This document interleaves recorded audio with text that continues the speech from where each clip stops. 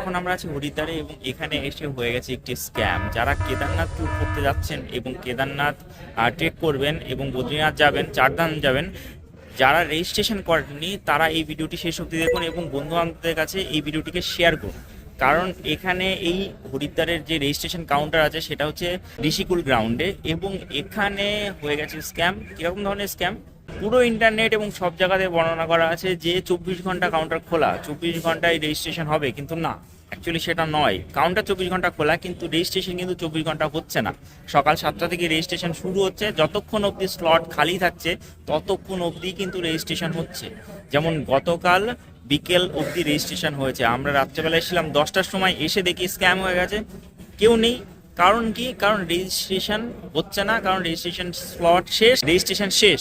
তার জন্য আমরা পরের দিন আবার আজ সকালবেলা 4টের মধ্যে এসে উপস্থিত হয়েছে এই রেজিস্ট্রেশন কাউন্টারে ঋষিকুল গ্রাউন্ডে। দেখতে পাচ্ছেন এখনও কিন্তু ভিড় জমে গেছে, আমার আগে 6-7 জন লোক দাঁড়িয়ে গেছে এবং আমরা এই গ্রাউন্ডে এসে দাঁড়িয়ে পড়েছি। টোটাল 20টা কাউন্টার আছে, যার মধ্যে দুটো হচ্ছে ফরেন কাউন্টার এবং তারপরে লেডিস এবং জেন্টস ভাগ করা আছে কাউন্টারে।